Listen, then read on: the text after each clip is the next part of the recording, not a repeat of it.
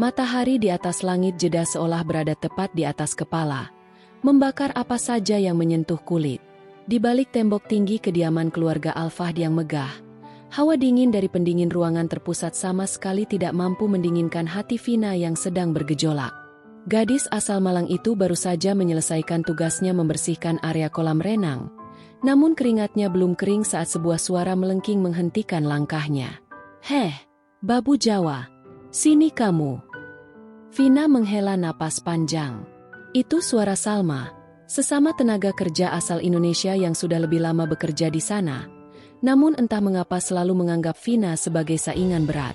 Salma merasa posisinya sebagai senior terancam sejak Vina datang dengan wajah ayunya yang tetap bersinar meski tanpa polesan riasan mahal. "Iya, Mbak Salma, ada apa?" tanya Vina lembut, berusaha tetap sopan. Salma berjalan mendekat dengan tangan bersedekap. Di sampingnya ada dua pelayan lain yang selalu jadi pengikut setianya. "Nggak usah sok lembut suaramu. Aku tahu ya. Tadi pagi kamu sengaja kan lewat depan kamar Tuan Haidar sambil bawa bunga melati? Mau main dukun kamu?" Vina mengerutkan kening, mencoba mencerna tuduhan konyol itu. "Mbak, bunga itu pesanan Madam Fatimah untuk ditaruh di vas ruang tamu. Tuan Haidar kebetulan lewat saja. Kami bahkan nggak bicara." "Alasan?" Salma mendorong bahu Vina hingga gadis itu mundur beberapa langkah. "Kamu itu cuma TKW. Vina, sadar diri. Jangan mentang-mentang wajahmu mirip artis. Kamu pikir bisa menggoda tuan muda kami? Dia itu calon pewaris tunggal kekayaan Al-Fahd. Nggak mungkin selera dia cuma selevel pembagi handuk kayak kamu." Vina memilih diam. Dia sudah belajar bahwa melawan orang seperti Salma hanya akan memperpanjang urusan. Dia berniat pergi, namun pergelangan tangannya dicengkeram kuat oleh Salma. "Mau lari kemana? Urusan kita belum selesai. Aku dengar dari pelayan dapur. Tuan Haidar kasih kamu sesuatu kemarin." "Mana? Kasih lihat ke aku." "Nggak ada, Mbak. Tuan nggak kasih apa-apa," jawab Vina lirih. Matanya mulai berkaca-kaca. "Bohong. Aku lihat ada kotak kecil di kantong celemekmu kemarin sore. Kamu pasti mencuri atau merayu dia sampai dia kasih kamu perhiasan, kan?" Salma mulai berteriak, memancing perhatian para penjaga di luar. Di saat tekanan itu memuncak, pintu utama yang terbuat dari kayu jati berukir emas terbuka lebar. Suara langkah sepatu pantofel yang tegas bergema di lantai marmer. Suasana mendadak hening seketika. Haidar Al-Fahd berdiri di sana. Sosoknya tinggi tegap, mengenakan tobe putih bersih dengan aroma oud yang mahal dan menenangkan. Wajahnya yang tegas dengan garis rahang yang kuat tampak mengeras melihat keributan di rumahnya. "Ada apa ini?" Suara Haidar rendah, namun penuh wibawa yang mengintimidasi. Salma langsung melepaskan tangan Vina dan memasang wajah sok sedih. "Tuan, ini si Vina. Saya cuma menasihatinya agar tidak lancang. Dia mencurigakan. Tuan, saya khawatir dia mengambil sesuatu dari kamar Tuan." Haidar tidak melihat ke arah Salma. Matanya tertuju pada pergelangan tangan Vina yang memerah akibat cengkeraman tadi. Vina sendiri tertunduk dalam. Butiran air mata jatuh membasahi lantai marmer yang baru saja ia pel. "Vina, angkat wajahmu," perintah Haidar. Vina menggeleng kecil, masih terisak. "Maaf, Tuan. Saya akan segera kembali bekerja." Haidar melangkah mendekat, mengabaikan Salma yang mulai pucat pasi. "Aku tanya, ada apa ini? Salma, apa benar kamu menuduhnya mencuri?" "Bukan begitu, Tuan. Saya cuma berjaga-jaga karena Vina sering sekali terlihat di dekat area pribadi Tuan," kelit Salma dengan suara gemetar. "Dia di sana karena aku yang menyuruhnya. Dia satu-satunya orang di rumah ini yang bisa menyusun dokumen pribadiku dengan rapi tanpa banyak bicara," ucap Haidar dingin. Ia kemudian merobek suasana tegang itu dengan tindakan yang tidak terduga. Ia merogoh saku pakaiannya dan mengeluarkan sebuah kotak kecil beludru. "Salma, kamu tanya apa yang kuberikan padanya? Ini." Haidar membuka kotak itu. Sebuah jam tangan mewah bertahtakan berlian kecil berkilau di dalamnya. Tapi bukan untuk dia curi. Ini adalah tanda terima kasihku karena dia telah bekerja dengan sangat jujur. Dan sekarang, karena kamu sudah berani menyentuh dan menyakitinya di rumahku sendiri. Haidar menggantung kalimatnya, membuat jantung Salma serasa mau copot. Berhenti bekerja hari ini juga. Kemas barang harangmu.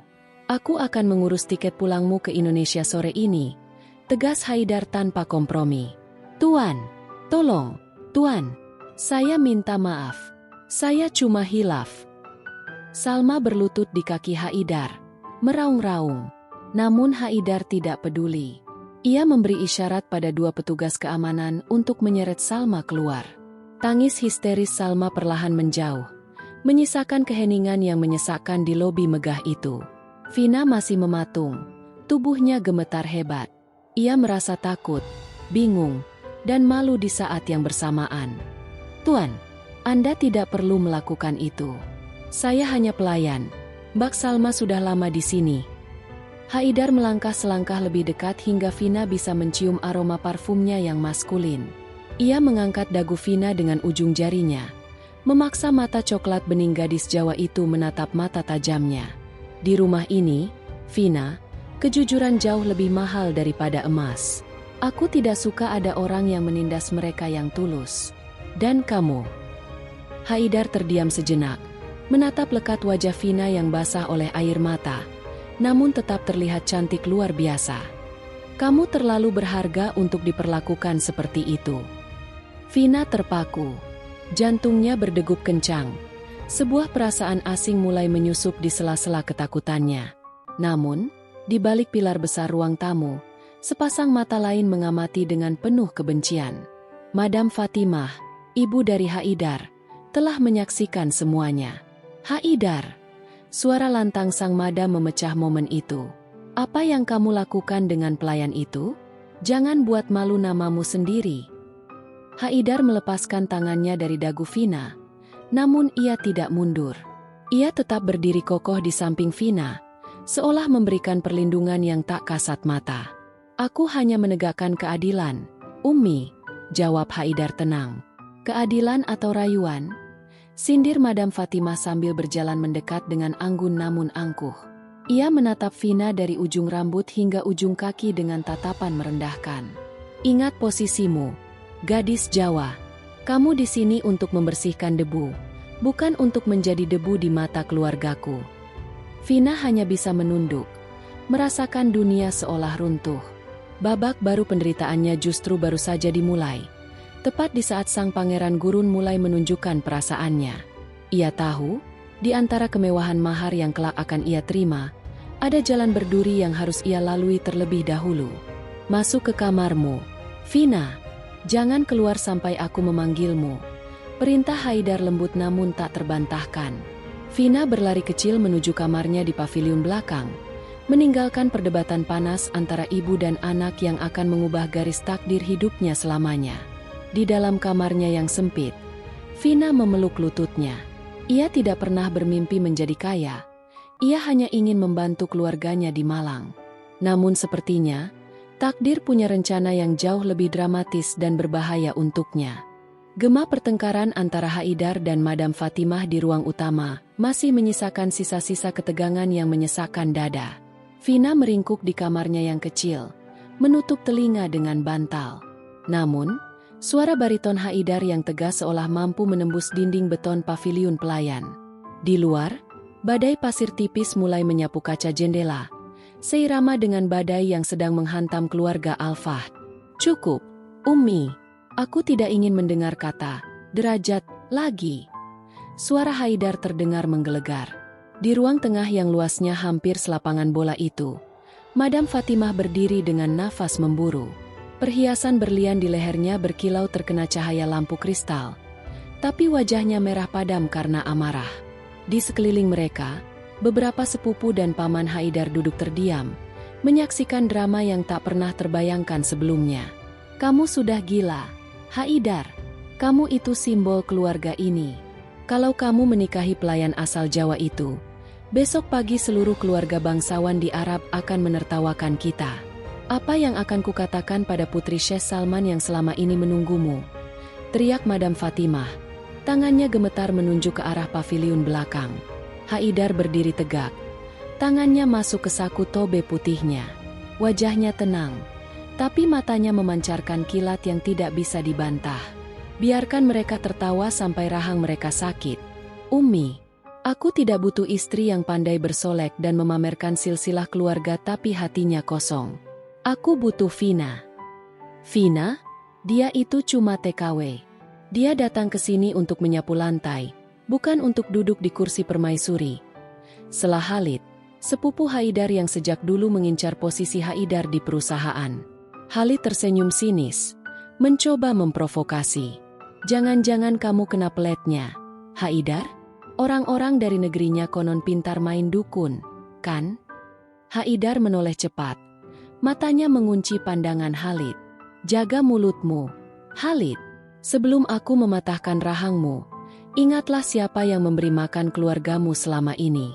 Vina adalah wanita paling suci yang pernah aku temui.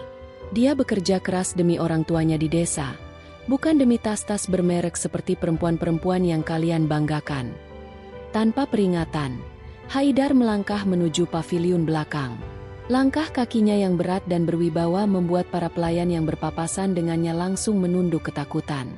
Ia sampai di depan pintu kamar Vina dan mengetuknya pelan, namun penuh penekanan. Vina, keluar. Ikut aku. Perintahnya.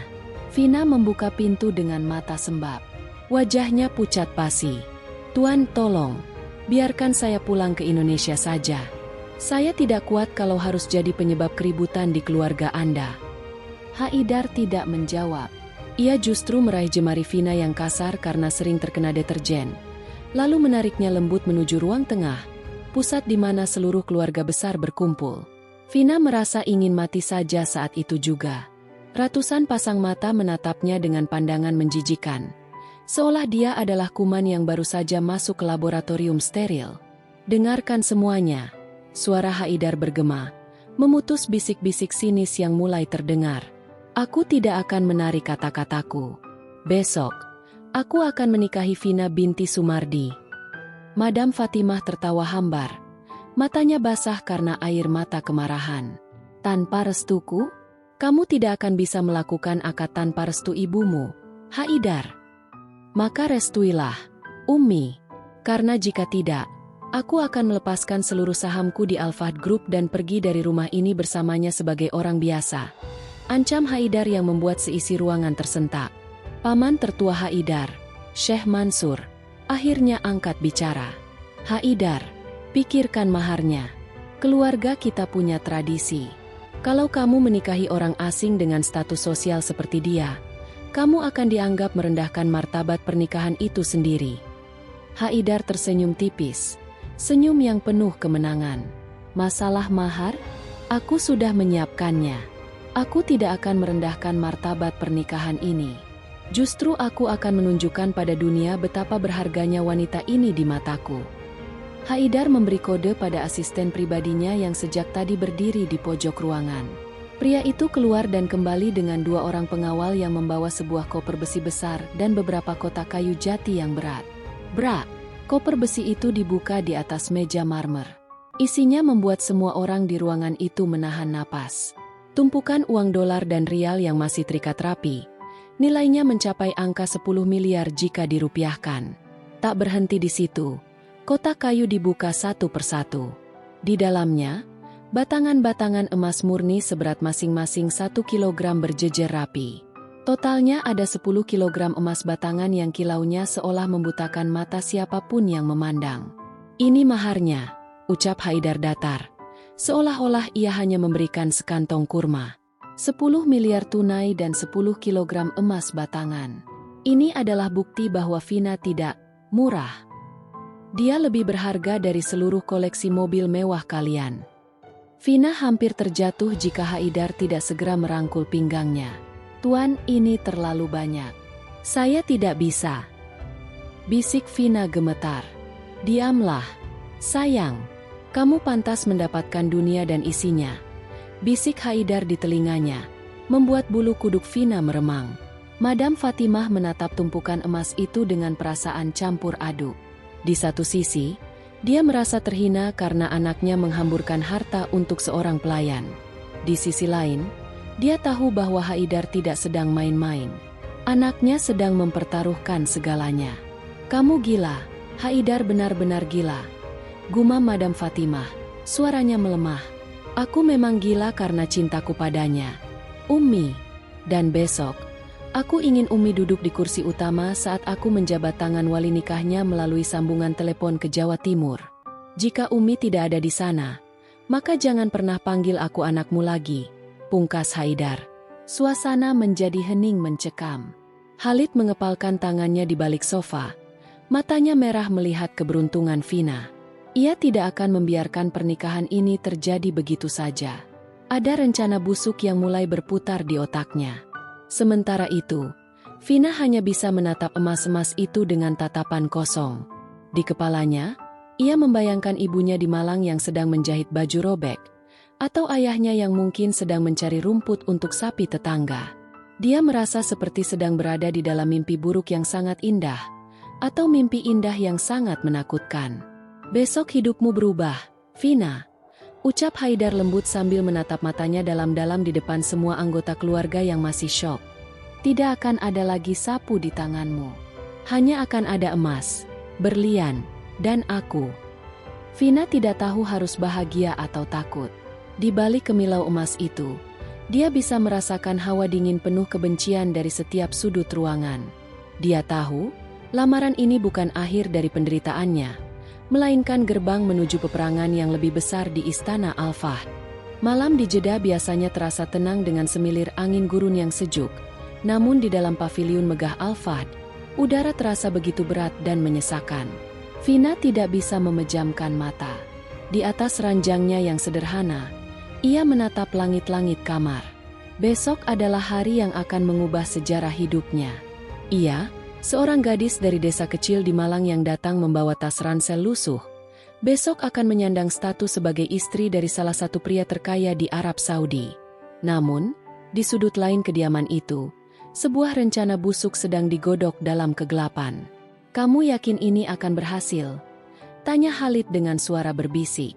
Ia berdiri di lorong gelap dekat dapur, bertemu dengan Salma yang seharusnya sudah berkemas untuk pulang.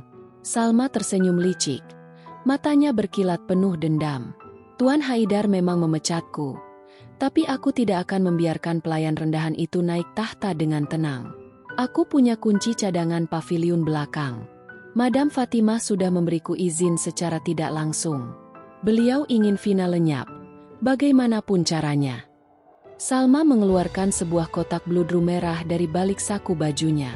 Di dalamnya melingkar sebuah kalung berlian The Blue Star, perhiasan warisan turun-temurun milik keluarga Al-Fahd yang harganya bisa membangun 10 sekolah di desa Vina.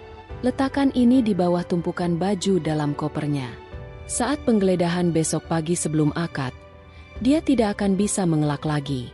Mencuri perhiasan keluarga adalah hukuman berat di sini.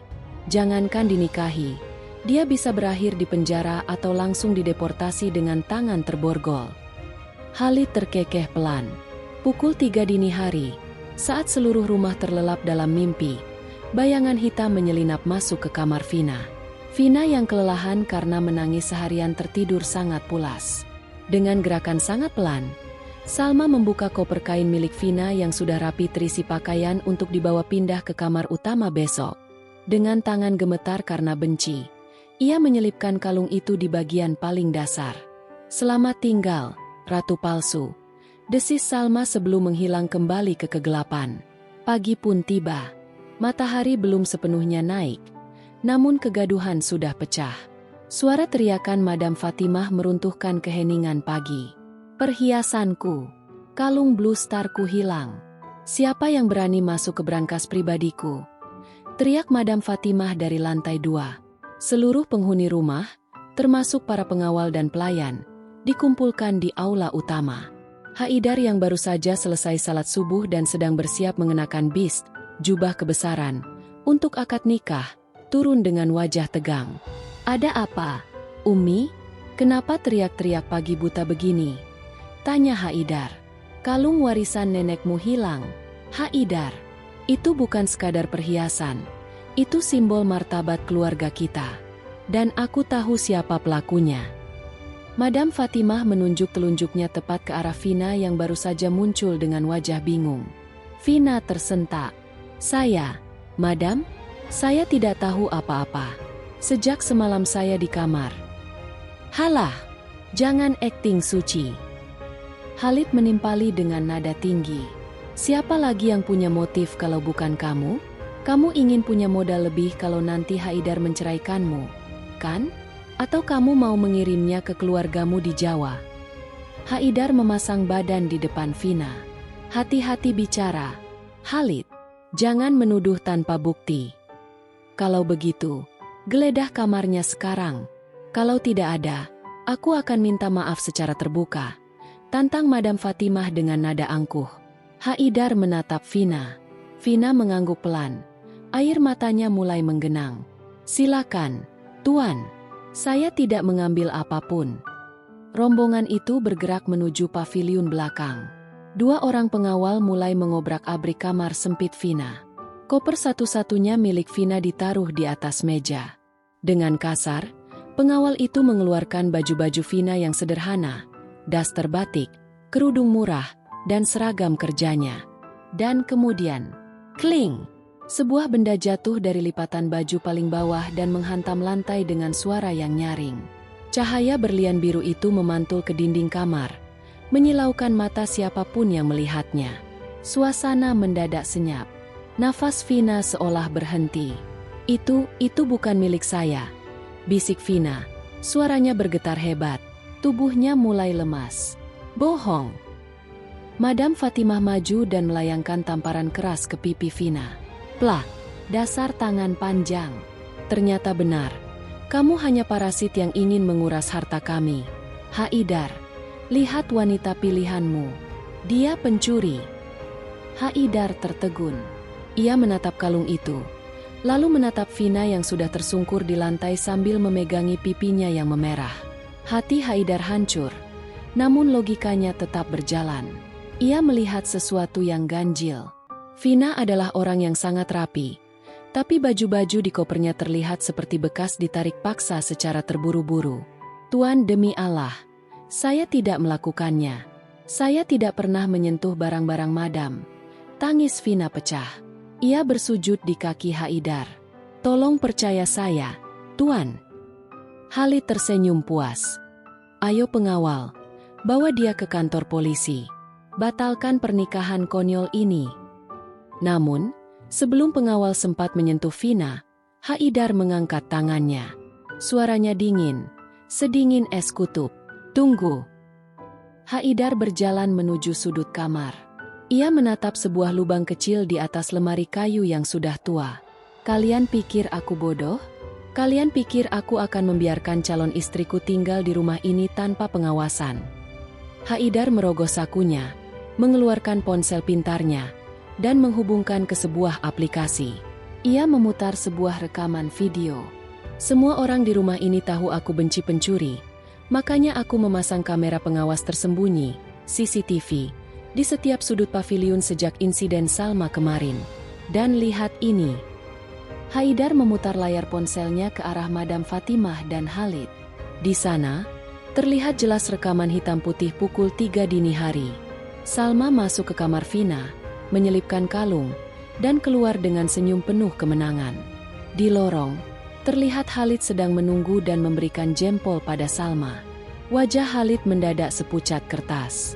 Madam Fatimah ternganga, tak mampu berkata-kata. Khalid, kamu. Gumam Madam Fatimah tak percaya. Haidar berjalan mendekati Khalid, lalu dengan satu gerakan cepat, ia melayangkan tinju keras ke rahang sepupunya itu hingga tersungkur. Kamu berani memfitnah istriku di rumahku sendiri. Dan Umi, aku kecewa Umi lebih percaya pada fitnah daripada kebenaran. Haidar berlutut, membantu Vina berdiri. Ia menghapus air mata di pipi gadis itu dengan ibu jarinya. Maafkan aku, Vina, aku membiarkanmu terluka lagi. Vina terisak di pelukan Haidar. Saya takut, Tuan, saya sangat takut. Jangan takut. Tidak akan ada lagi yang berani menyentuhmu, ucap Haidar tegas. Ia lalu menoleh pada pengawal. Tangkap Khalid dan cari Salma. Serahkan mereka ke polisi atas tuduhan pencurian dan fitnah berencana. Jangan beri mereka ampun. Haidar, tolong dia sepupumu, rintih Madam Fatimah. Dia bukan keluargaku lagi sejak dia mencoba menghancurkan kebahagiaanku, sahut Haidar tanpa menoleh. Ia menuntun Vina keluar dari paviliun itu. Persiapkan semuanya. Akad nikah tetap dilaksanakan 1 jam lagi. Dan kali ini, maharnya akan aku tambah. Karena sabarnya Vina tidak bisa dibayar hanya dengan emas. Vina berjalan dengan kaki gemetar. Namun genggaman tangan Haidar terasa begitu kokoh. Di balik rasa sakit akibat tamparan itu, Vina menyadari satu hal. Pria di sampingnya ini adalah pelindung yang dikirim Tuhan untuk mengangkat derajatnya dari debu gurun menuju puncak kemuliaan. Pagi itu, langit Jeddah nampak begitu cerah. Seolah-olah alam semesta turut merayakan kemenangan kebenaran atas fitnah yang keji. Kediaman Al-Fahd yang biasanya tenang kini berubah menjadi pusat perhatian. Mobil-mobil mewah keluaran terbaru, Rolls-Royce, Bentley, hingga Maybach, berjejer rapi di halaman depan yang luasnya hampir menyamai alun-alun kota. Para tamu undangan yang terdiri dari kolega bisnis Haidar, para bangsawan, hingga pejabat setempat mulai berdatangan dengan pakaian kebesaran mereka yang sangat mewah. Di dalam kamar rias utama, Vina duduk terpaku di depan cermin besar berbingkai emas. Ia mengenakan gaun pengantin khas Arab yang dimodifikasi dengan sentuhan kebaya modern. Kainnya terbuat dari sutra terbaik, berwarna putih gading dengan sulaman benang emas dan taburan kristal Swarovski yang berkilau setiap kali ia bergerak. Wajahnya yang biasanya hanya dipoles air wudhu, kini nampak sangat mempesona dengan riasan yang natural namun sangat elegan. "Mbak Vina, sampean ayu tenan, Anda cantik sekali," bisik suara di belakangnya. Vina menoleh dan air matanya nyaris tumpah. Di sana berdiri ibunya, Bu Sumardi, dan ayahnya, Pak Sumardi. Mereka mengenakan pakaian batik sutra yang sangat halus. Hadiah yang dikirimkan Haidar langsung ke Malang beserta jet pribadi yang menjemput mereka. "Bapak, Ibu," Vina takut. Bisik Vina sambil menggenggam tangan ibunya yang kasar karena bertahun-tahun bekerja di sawah. "Jangan takut, Enduk. Tuan Haidar itu orang baik. Dia sudah membuktikan kalau dia benar-benar menghargaimu. Lihatlah semua ini.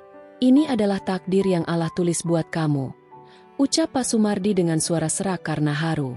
1 jam kemudian, suasana di aula utama menjadi sangat hikmat. Karpet merah tebal membentang dari pintu masuk hingga ke meja akad.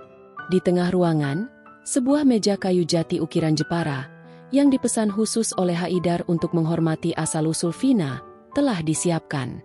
Di atas meja itu, pemandangan yang membuat semua mata terbelalak tersaji dengan nyata. Di sisi kiri, terdapat tumpukan emas batangan seberat 10 kg yang disusun rapi seperti piramida kecil di bawah lampu kristal. Kilaunya benar-benar menyilaukan, mencerminkan kekayaan yang tak terbatas. Di sisi kanan, sebuah bingkai kaca berisi cek tunai senilai 10 miliar rupiah dan beberapa sertifikat aset tanah atas nama Vina di Malang dan Jakarta. Para tamu berbisik-bisik. "Baru kali ini aku melihat mahar sebesar ini untuk seorang wanita asing," gumam seorang saudagar kaya di kursi belakang. "Dia bukan wanita biasa. Lihatlah cara Haidar menatapnya," balas yang lain. Haidar masuk ke ruangan dengan langkah tegap.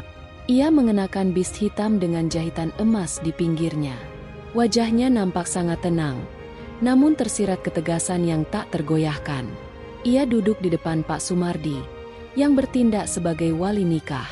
Di samping mereka, seorang penghulu dari konsulat dan beberapa saksi penting telah bersiap. Madam Fatimah duduk di barisan depan dengan wajah yang sulit diartikan. Ia masih merasa gengsi, namun setelah melihat keberanian Haidar dan ketulusan keluarga Vina, hatinya mulai sedikit melunak, meski belum sepenuhnya luluh. "Bismillahirrohmanirrohim." Suara Pak Sumardi terdengar bergetar melalui pengeras suara. Ia menjabat tangan Haidar dengan erat. "Saudara Haidar Al-Fahd bin Abdul Aziz, saya nikahkan dan saya kawinkan engkau dengan putri kandung saya, Vina binti Sumardi, dengan mahar 10 kg emas batangan dan uang tunai 10 miliar rupiah dibayar tunai." Haidar tidak menunggu lama. Dengan nafas 1 kali seduh, Ia mengucapkan janji sucinya. Saya terima nikahnya Vina binti Sumardi dengan mahar tersebut. Tunai. Sah. Suara para saksi dan tamu undangan bergema di seluruh ruangan. Doa-doa mulai dipanjatkan. Vina yang menyaksikan prosesi itu dari balik tirai tipis di lantai atas, tak kuasa menahan tangis. Ia kini resmi menjadi istri dari pria yang dulu ia anggap sebagai majikan yang tak terjangkau. Acara dilanjutkan dengan resepsi yang sangat megah. Saat Haidar menuntun Vina keluar untuk menyapa tamu, seluruh ruangan terdiam. Mereka melihat sepasang kekasih yang nampak begitu serasi. Sang Pangeran Gurun dan Sang Mawar dari Jawa. Haidar mengambil mikrofon. Ia ingin memberikan pernyataan yang akan membungkam semua orang yang pernah merendahkan istrinya. Hadirin sekalian, terima kasih telah hadir. Suara Haidar terdengar berat dan berwibawa. Mungkin banyak yang bertanya-tanya, mengapa aku memberikan mahar yang begitu fantastis untuk wanita ini? Ada yang bilang ini pemborosan, ada yang bilang ini gila. Haidar menatap Vina dengan tatapan yang sangat dalam. Tapi bagiku, 10 kilogram emas dan miliaran uang ini tidak ada artinya dibanding air mata yang dia teteskan karena fitnah di rumah ini. Ini bukan soal pamer kekayaan. Ini adalah cara saya memberitahu dunia bahwa derajat seseorang tidak ditentukan dari mana dia berasal atau apa pekerjaannya, tapi dari kemuliaan hatinya. Vina tertunduk. Air matanya jatuh membasahi gaun mewahnya. Ia merasa sangat kecil, namun di saat yang sama, ia merasa menjadi wanita paling berkuasa di dunia karena dilindungi oleh cinta pria ini. Vina adalah wanita yang tetap jujur saat dihina, tetap sabar saat ditindas. Dan mulai hari ini, siapapun yang berani merendahkannya, berarti dia sedang berurusan denganku dan seluruh kehormatan keluarga Al-Fahd, tegas Haidar. Madam Fatimah yang mendengar pidato anaknya hanya bisa menghela napas panjang. Ia melihat betapa banyak kolega bisnis penting Haidar yang justru memberikan tepuk tangan meriah. Keberanian Haidar justru dianggap sebagai tindakan yang sangat jantan dan ksatria di mata para pria Arab. Tiba-tiba, di tengah pesta, seorang pelayan mendekat ke arah Haidar dan membisikkan sesuatu. Wajah Haidar sedikit berubah, namun ia tetap tersenyum. "Ada apa, Mas?" tanya Vina lembut. Ia mulai memberanikan diri memanggil Haidar dengan sebutan itu atas permintaan suaminya. "Tidak ada apa-apa, sayang. Hanya gangguan kecil di luar." Salma dan Khalid mencoba memohon ampun di depan gerbang karena polisi baru saja menjemput mereka. "Tapi aku sudah bilang pada penjaga, hukum harus tetap berjalan. Tidak ada tempat bagi pengkhianat di hari bahagia kita," jawab Haidar sambil menggenggam tangan Vina. Malam itu, di bawah taburan bintang di langit Jeddah, Vina menyadari bahwa hidupnya bukan lagi tentang membersihkan debu di rumah orang lain. Hidupnya kini adalah tentang menjaga amanah dari seorang pria yang telah membelinya dengan harga yang sangat mahal, bukan dengan emas, tapi dengan janji untuk selalu melindunginya sampai napas terakhir. Namun, di balik kemeriahan itu, Vina belum tahu bahwa tantangan berikutnya justru datang dari dalam hatinya sendiri. Mampukah ia beradaptasi dengan dunia yang serba mewah ini tanpa kehilangan jati dirinya sebagai gadis desa yang sederhana? Dan mampukah ia benar-benar menaklukkan hati ibu mertuanya yang masih menyimpan duri? Bulan madu yang seharusnya menjadi momen paling indah bagi Vina dan Haidar terasa seperti ketenangan sebelum badai. Meski Haidar memperlakukannya bak porselen yang sangat rapuh, memberinya segala kemewahan mulai dari perhiasan hingga pelayan pribadi, Vina tetaplah gadis sederhana yang merasa asing di dalam istana emasnya sendiri. Puncaknya terjadi ketika Haidar harus pergi ke Dubai untuk urusan bisnis mendesak selama 3 hari. "Aku hanya pergi sebentar. Sayang, jaga dirimu baik-baik. Jangan dengarkan apapun yang membuat hatimu sedih," pesan Haidar sambil mengecup kening Vina di depan pintu besar rumah mereka. Namun, begitu mobil Bentley Haidar menghilang di balik gerbang, suasana rumah langsung berubah dingin. Madam Fatimah, yang selama ini terlihat mulai menerima Vina, ternyata hanya sedang mengatur siasat. Sore itu, sebuah mobil sport merah berhenti di depan rumah. Keluarlah seorang wanita cantik dengan pakaian desainer ternama, kacamata hitam besar, dan gaya yang sangat angkuh. Dia adalah Laila, anak seorang taipan minyak yang sejak lama dijodohkan dengan Haidar. "Jadi, ini pelayan yang berhasil mencuri posisi yang seharusnya milikku," Sindir Laila tanpa basa-basi saat ia melangkah masuk ruang tamu utama, di mana Vina sedang duduk membaca buku. Vina berdiri, mencoba tetap tenang. "Selamat sore, Nona Laila. Saya istrinya Haidar." Laila tertawa sinis. Suaranya melengking memenuhi ruangan yang berlapis marmer itu. "Istri? Kamu itu cuma kecelakaan dalam silsilah keluarga ini. Lihat dirimu, Vina. Pakai baju mahal pun, aura, babu, kamu nggak bisa hilang. Cara jalanmu, cara bicaramu, kamu nggak pantas bersanding dengan Haidar di jamuan makan malam internasional." Madam Fatimah muncul dari arah dapur dengan senyum lebar yang tidak pernah ia berikan pada Vina. "Ah, Laila, syukurlah kamu datang. Rumah ini terasa sangat membosankan sejak ada orang asing yang tidak tahu tata krama." Vina merasa hatinya tertusuk sembilu. "Madam, saya mencoba belajar. Saya selalu menuruti keinginan Anda." "Belajar sampai kiamat pun kamu nggak akan setara dengan Laila," bentak Madam Fatimah. "Malam ini, kita akan makan malam spesial. Laila membawakan bahan-bahan terbaik. Kamu, Vina, karena kamu dulu pelayan, sekarang kembalilah ke dapur. Masak untuk kami. Jangan berani duduk di meja makan sebagai nyonya malam ini." Vina ingin membantah. Ia ingin menelepon Haidar. Tapi ia tidak ingin dianggap sebagai istri manja yang selalu mengadu. Dengan air mata yang tertahan, ia melepas perhiasannya, mengenakan celemek, dan masuk ke dapur. Ironis, di rumah di mana ia adalah seorang nyonya, ia dipaksa kembali menjadi budak. Di meja makan, Laila dan Madam Fatimah tertawa terbahak-bahak sambil menikmati hidangan yang dibuat Vina. Vina berdiri di sudut ruangan, siap melayani jika mereka membutuhkan sesuatu, persis seperti tugasnya setahun yang lalu.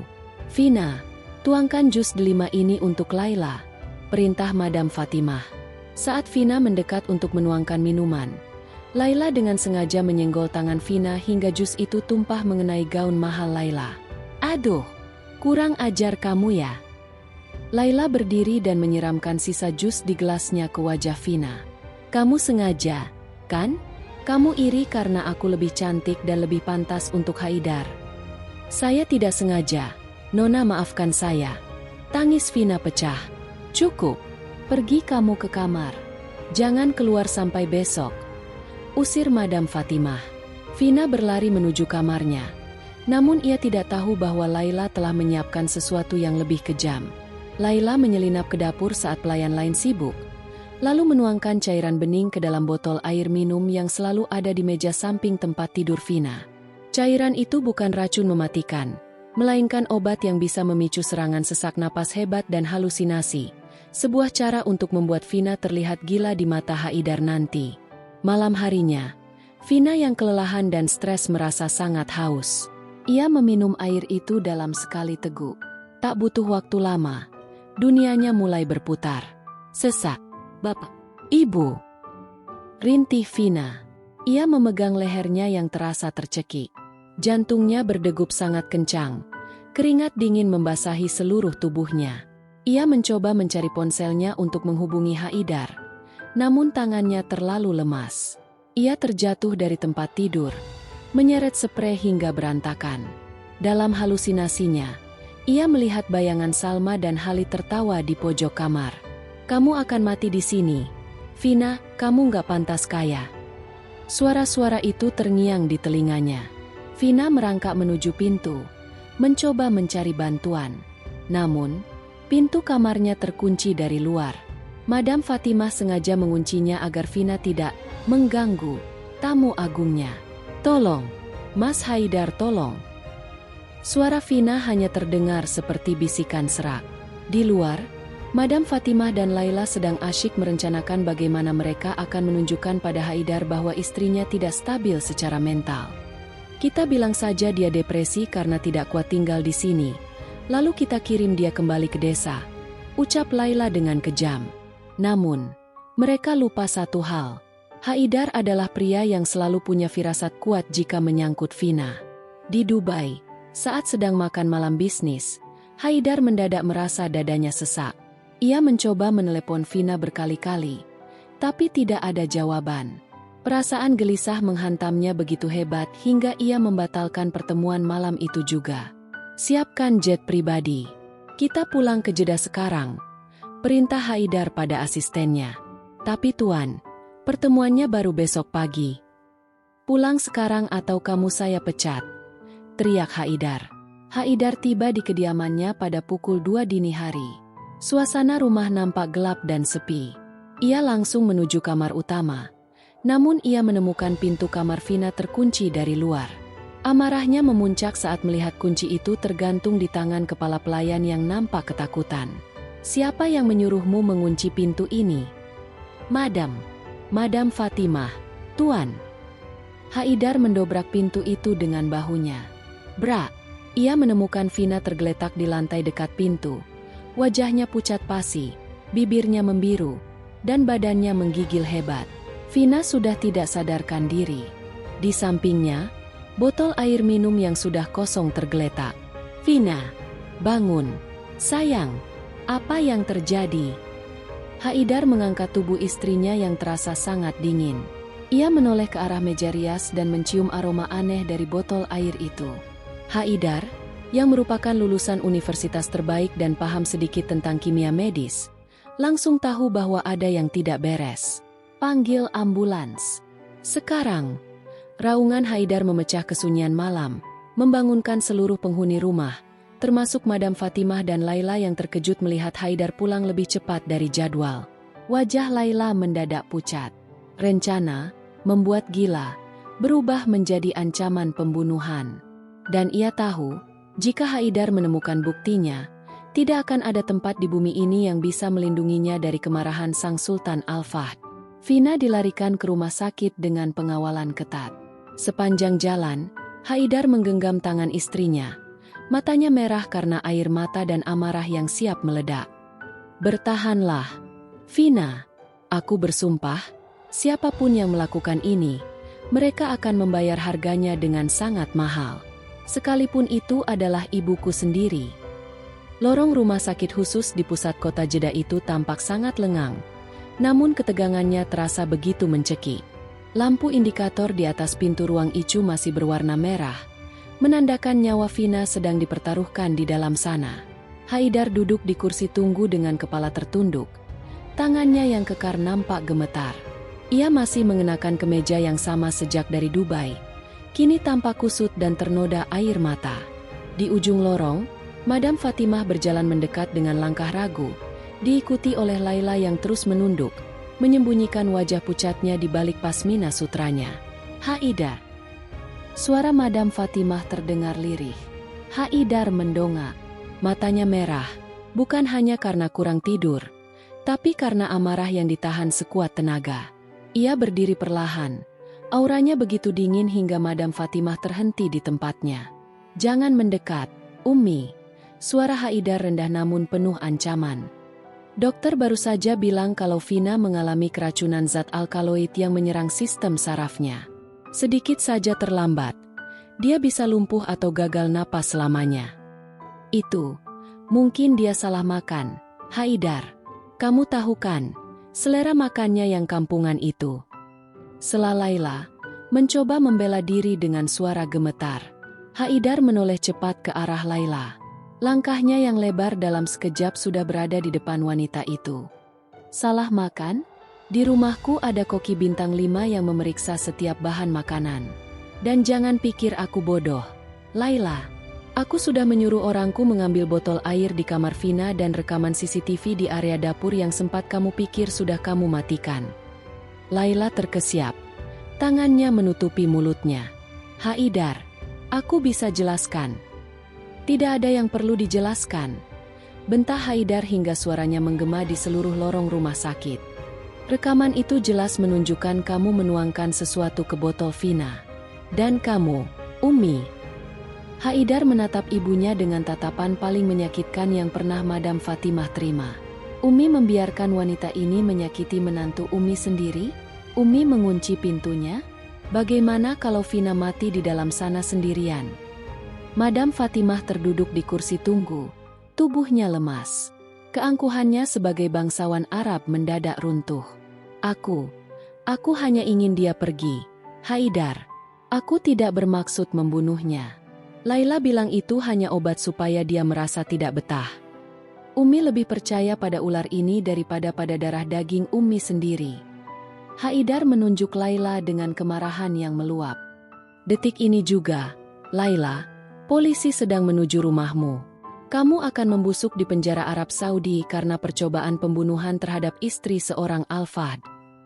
Laila menjerit histeris saat dua orang polisi berpakaian preman, yang ternyata sudah dipanggil Haidar, muncul dari balik lift dan menyeretnya pergi. Suasana kembali hening, menyisakan isak tangis Madam Fatimah yang menyesal. Tepat saat itu, pintu ICU terbuka. Dokter keluar dengan wajah lelah namun tersenyum tipis. Tuan Haidar, Nyonya Vina sudah melewati masa kritisnya. Dia sudah sadar, meski tubuhnya masih sangat lemah. Tanpa mempedulikan ibunya, Haidar langsung berlari masuk ke dalam ruangan. Di sana, di atas ranjang yang dikelilingi berbagai alat medis, Vina terbaring lemah.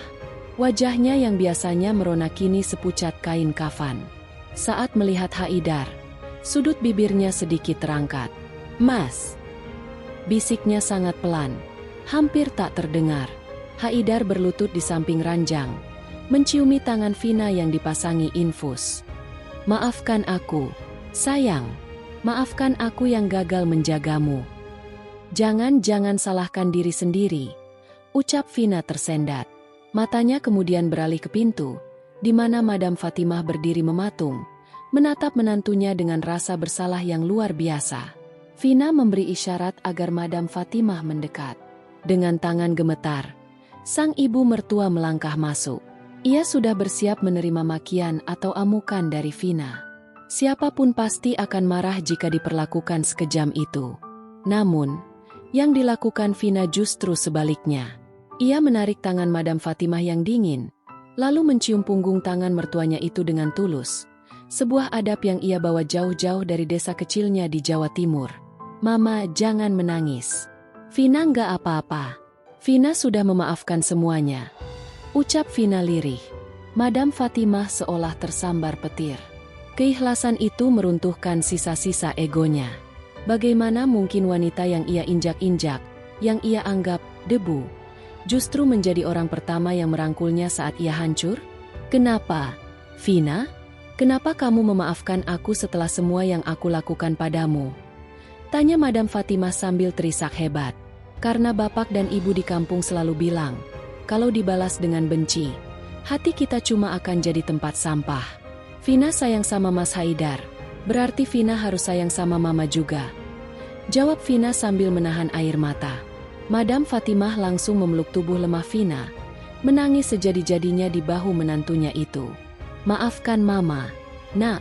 Maafkan Mama yang sudah buta karena harta dan kedudukan. Kamu benar, Haidar tidak salah memilihmu. Kamu adalah permata yang sebenarnya di rumah ini." Haidar yang menyaksikan pemandangan itu ikut meneteskan air mata. Ia merangkul kedua wanita yang paling berarti dalam hidupnya itu. Kebencian yang selama ini memenuhi rumah Al-Fahd seolah menguap, digantikan oleh kehangatan yang jujur. Hari-hari berikutnya di rumah sakit menjadi momen pemulihan yang indah. Madam Fatimah tidak lagi menyuruh pelayan untuk menjaga Vina. Ia sendiri yang menyuapi Vina bubur, menyisir rambutnya yang panjang, dan mendengarkan cerita-cerita sederhana Vina tentang kehidupan di Malang. "Nanti kalau kamu sudah sembuh total, kita ke Indonesia ya?" ucap Madam Fatimah suatu sore sambil mengupas buah pir untuk Vina. "Mama ingin bertemu orang tuamu. Mama ingin minta maaf langsung karena hampir merusak kebahagiaan anak mereka." Vina tersenyum lebar. "Bapak sama ibu pasti senang sekali. Di sana udaranya sejuk. Nggak panas kayak di sini." Haidar yang baru masuk ruangan membawa sebuket bunga mawar putih tersenyum melihat keakraban itu. "Jadi, aku sudah dilupakan nih? Istriku dan ibuku sudah punya rahasia sendiri." Candanya yang disambut tawa kecil dari keduanya. Namun, di balik kebahagiaan itu, Haidar tetap menjadi pria yang protektif. Ia telah merencanakan sesuatu yang besar untuk masa depan Vina. Ia ingin membuktikan pada seluruh dunia bahwa Vina bukan hanya sekadar mantan TKW yang beruntung, melainkan seorang wanita yang memiliki martabat dan masa depan yang ia bangun sendiri. Sayang, ucap Haidar saat mereka tinggal berdua di ruangan. Setelah kita pulang ke Indonesia nanti, aku sudah menyiapkan sebuah yayasan atas namamu. Yayasan Vina Al-Fahd, khusus untuk membantu pendidikan anak-anak buruh migran di Jawa Timur. Aku ingin setiap orang tahu bahwa kamu kembali ke sana bukan hanya membawa emas dan uang, tapi membawa harapan bagi banyak orang. Vina menatap suaminya dengan penuh cinta. Terima kasih, Mas. Terima kasih sudah mengangkat derajatku setinggi ini. Bukan aku yang mengangkat derajatmu, Vina, balas Haidar sambil mengecup keningnya. Tuhanlah yang melakukannya melalui kesabaranmu. Aku hanya alatnya untuk menunjukkan bahwa mawar bisa tumbuh indah bahkan di tengah gurun yang paling gersang sekalipun. Sinar matahari pagi di Desa Ngadas, Malang, terasa begitu hangat dan bersahabat. Sangat berbeda dengan panasnya gurun jeda yang membakar. Bau tanah basah dan aroma bunga kopi yang sedang mekar memenuhi udara. Hari ini, seluruh warga desa berkumpul di sepanjang jalan utama yang biasanya hanya dilewati traktor atau motor butut. Mereka menanti kepulangan Mawar dari Jawa, putri kebanggaan desa yang kisahnya telah menjadi legenda hidup. Dari kejauhan, nampak iring-iringan mobil hitam mewah yang kontras dengan latar belakang perbukitan hijau. Sebuah Land Cruiser anti peluru memimpin di depan, diikuti oleh beberapa mobil pengawal. Di dalam mobil utama, Vina duduk dengan anggun. Ia mengenakan abaya sutra berwarna hijau zamrud yang senada dengan pemandangan di luar jendela. Di pangkuannya, seorang bayi laki-laki tampan berusia 6 bulan, Muhammad Al-Fahd, sedang tertidur pulas. Haidar, yang duduk di sampingnya, tak henti-hentinya menggenggam tangan Vina. "Kamu gugup, sayang?" tanya Haidar lembut. Vina tersenyum, matanya berkaca-kaca menatap gerbang desa yang sederhana. "Mas, dulu aku pergi dari sini dengan air mata dan satu tas ransel berisi baju bekas. Sekarang aku pulang sebagai istrimu, membawa malaikat kecil kita. Aku merasa seperti sedang bermimpi." "Ini bukan mimpi, Vina. Ini adalah upah dari setiap tetes keringat dan kesabaranmu," balas Haidar sambil mengecup punggung tangan istrinya. Mobil berhenti tepat di depan sebuah rumah joglo megah yang baru saja selesai dibangun. Rumah itu berdiri di atas lahan luas yang dulunya hanyalah gubuk reot milik orang tua Vina. Pak Sumardi dan Bu Sumardi berdiri di depan pintu. Wajah mereka tampak sangat bersih dan bercahaya, mengenakan pakaian terbaik yang dikirimkan menantu mereka dari Arab. Saat Vina turun dari mobil, suasana mendadak hening, lalu pecah dengan isak tangis haru. Warga desa yang dulu mencibirnya karena hanya menjadi babu, kini tertunduk malu sekaligus kagum. "Bapak, Ibu." Vina berlari kecil dan langsung bersujud di kaki kedua orang tuanya. Ia tidak peduli dengan pakaian mahalnya yang menyentuh tanah. Baginya, derajat setinggi apapun di Arab tak akan berarti tanpa restu di kaki orang tuanya. "Bangun, Enduk, bangun. Kamu sudah jadi nyonya besar sekarang, jangan begini," ucap Pak Sumardi dengan suara gemetar. "Bagi bapak dan ibu, aku tetap Vina yang dulu sering bantu di sawah," bisik Vina sambil memeluk ibunya erat halal. Haidar kemudian melangkah maju, memberikan salam hormat yang sangat sopan kepada mertuanya. Di belakangnya, beberapa asisten mulai menurunkan peti-peti kayu. Ini bukan lagi soal pamer, tapi soal janji Haidar untuk memakmurkan tanah kelahiran istrinya. Sore harinya, sebuah acara syukuran besar digelar di halaman rumah baru tersebut.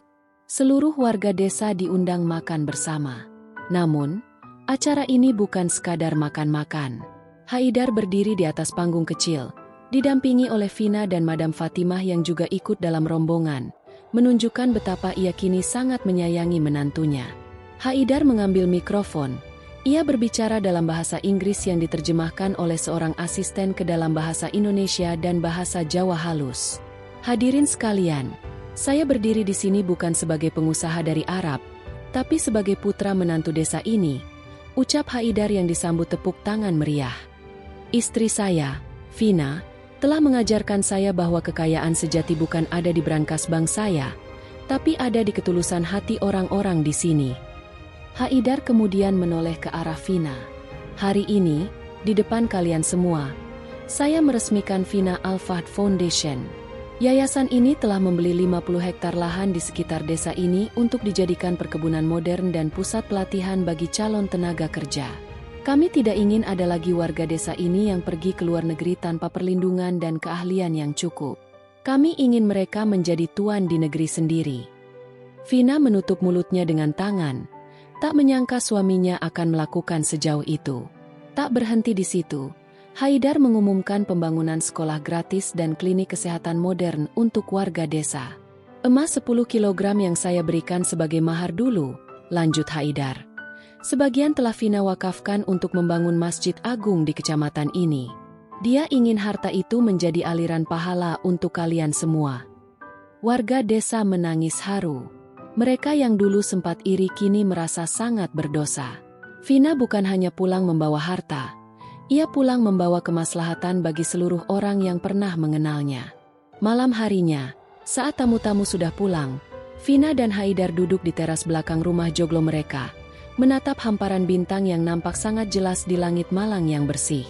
Suara jangkrik bersahutan, memberikan ketenangan yang tidak pernah mereka temukan di pusat kota Jeddah. "Mas," panggil Vina pelan. "Iya, sayang. Terima kasih sudah memilihku. Terima kasih sudah sabar menghadapi keluargaku. Dan terima kasih sudah menjadikanku wanita yang berguna." Haidar merangkul bahu Vina, menariknya ke dalam dekapan hangatnya. "Akulah yang harus berterima kasih. Vina, kamu bisa saja mengambil 10 miliar dan emas itu lalu pergi meninggalkanku saat ibuku menyakitimu. Tapi kamu memilih bertahan dan memaafkan. Kamu adalah investasi terbaik dalam hidupku." Tiba-tiba, Madam Fatimah keluar membawa 2 cangkir teh hangat. Ia tersenyum melihat kebahagiaan anak dan menantunya. "Vina, besok pagi ajari Mama cara menanam bunga di halaman depan, ya? Mama suka sekali dengan bunga-bunga di sini." Vina tersenyum lebar. "Tentu, Ma. Nanti kita pakai caping ya biar nggak kepanasan." Mereka bertiga tertawa bersama di bawah rembulan. Vina menyadari bahwa hidupnya adalah sebuah perjalanan yang luar biasa. Dari seorang gadis yang hanya bisa bermimpi lewat jendela pesawat, kini ia menjadi sosok yang mampu mewujudkan mimpi orang lain. Mahar 10 miliar dan 10 kilogram emas batangan memang sangat menyilaukan mata dunia. Namun cinta, kesabaran, dan maaf yang diberikan Vina adalah harta yang jauh lebih berkilau di mata Tuhan. Kisah si TKW cantik dari Jawa Timur ini bukan lagi soal keberuntungan, tapi soal keajaiban dari sebuah ketulusan yang tak terbatas. Vina menyandarkan kepalanya di bahu Haidar, memejamkan mata dengan tenang. Ia tahu, kemanapun ia pergi nanti, entah kembali ke istana di Jeddah atau tetap di desa ini, ia telah menemukan rumah yang sesungguhnya, yaitu di dalam hati pria yang sangat mencintainya. Tamat.